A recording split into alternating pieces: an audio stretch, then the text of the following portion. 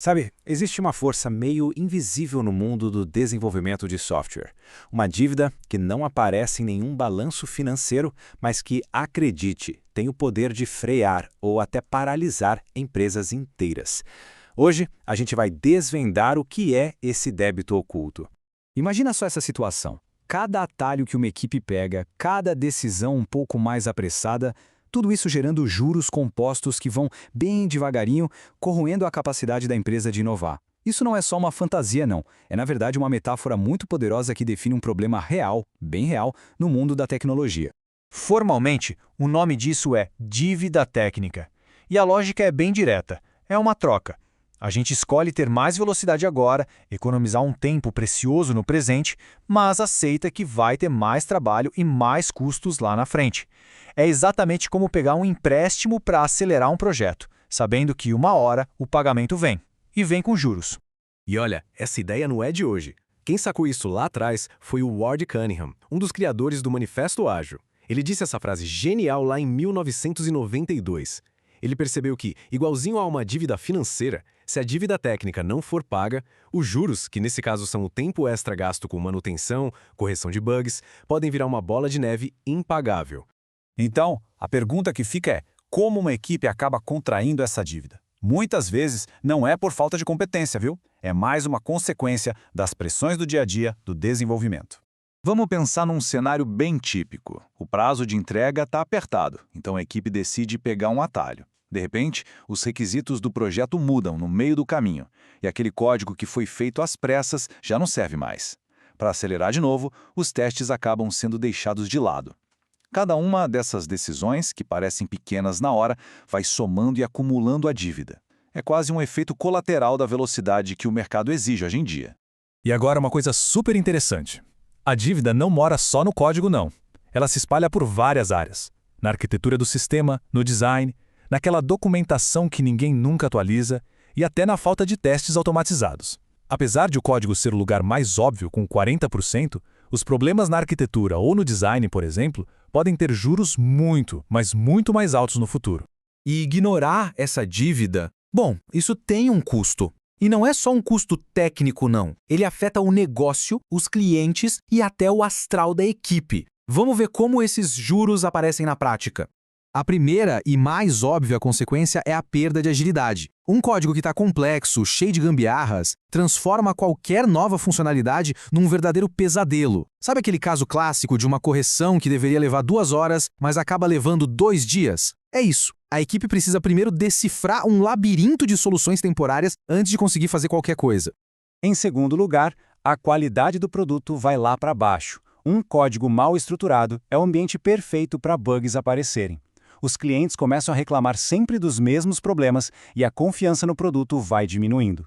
O sistema se torna instável, imprevisível E, claro, tudo isso vira custo. Mais tempo de desenvolvimento significa mais dinheiro sendo gasto. Ficar corrigindo bugs o tempo todo drena recursos que poderiam estar sendo usados para inovar. No final, projetos atrasam, orçamentos estouram e a empresa acaba perdendo a competitividade. Então, o ponto central aqui é que a dívida técnica nunca é um problema isolado da engenharia. Ela impacta todo mundo. A equipe de produto não consegue lançar novidades, os clientes ficam frustrados com os erros e o negócio, como um todo, perde agilidade e dinheiro. Simples assim. Mas atenção, aqui vem o ponto bem importante. Nem toda dívida técnica é necessariamente ruim. Às vezes, contrair essa dívida pode ser uma decisão consciente, até mesmo estratégica. E aqui a gente desfaz um grande mito. Nem toda dívida técnica nasce de um erro. Existe a dívida intencional, ou estratégica. É quando a equipe decide de caso pensado tomar um atalho, por exemplo, para ser a primeira a chegar no mercado com um produto. É um risco calculado.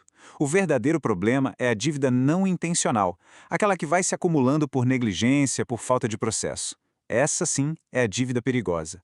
Ok, o cenário pode parecer um pouco sombrio, mas a boa notícia é que existe sim um caminho para gerenciar e pagar essa dívida. A ideia não é buscar a perfeição, mas sim adotar um processo sistemático para lidar com ela. Essa imagem ilustra muito bem que a gestão da dívida técnica é um ciclo contínuo. Envolve avaliar, pagar e, talvez o mais importante, prevenir que ela cresça de novo. Não é um projeto com começo, meio e fim, mas sim uma prática constante, como se fosse a manutenção da saúde do software. Então, vamos quebrar isso em 5 passos bem práticos. Primeiro, identificar. A gente precisa saber onde a dívida está. Segundo, medir. Qual o tamanho do problema? Terceiro, e esse é crucial, priorizar. Não dá para pagar tudo de uma vez. Então, o que é mais crítico para o negócio agora? Quarto, pagar. Reservar tempo de verdade na agenda da equipe para fazer as correções. E quinto, monitorar. Garantir que a dívida não volte a crescer sem controle. Para que esse processo todo funcione, algumas coisas são fundamentais.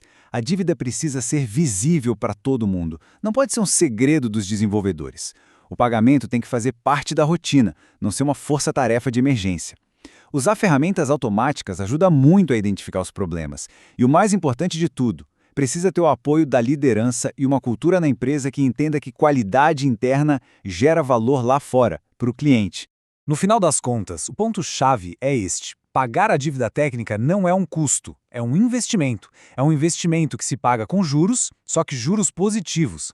Mais agilidade, mais qualidade e, principalmente, a capacidade de continuar inovando e entregando valor a longo prazo. E com isso, a gente fecha com uma reflexão. Se olharmos para os projetos e produtos de uma organização, será que eles estão presos num ciclo vicioso de pagar juros, corrigindo sempre os mesmos problemas? Ou será que estão ativamente investindo na própria capacidade de crescer e de se adaptar ao que vem pela frente? A resposta para essa pergunta pode definir o sucesso ou o fracasso.